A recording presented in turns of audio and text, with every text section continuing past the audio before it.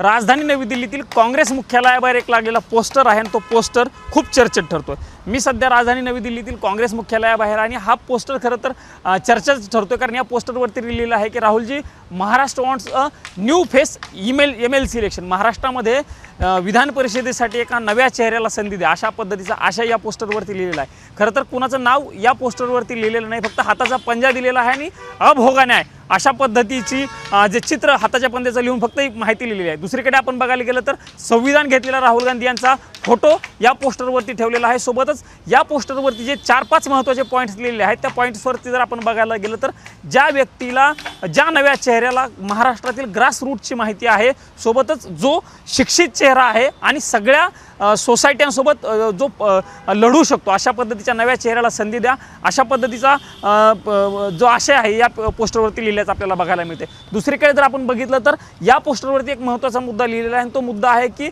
जो व्यक्ती तुम्ही या सगळ्यामध्ये द्याल तो व्यक्ती राजकीय घराण्यातला नसावा, अशा पद्धतीची देखील एक विनंती किंवा मागणी राहुल गांधींकडे या पोस्टरच्या माध्यमातून केलेली आहे। त्यामुळे हा पोस्टर नेमकं कोणी लावलेला आहे याची चर्चा राजधानी नवी दिल्लीसह महाराष्ट्रामध्ये सुरू झाल्याचं आपल्याला पाहायला मिळतंय। महाराष्ट्रातील सर्व बातम्यांचे विश्वासार्ह व्यासपीठ,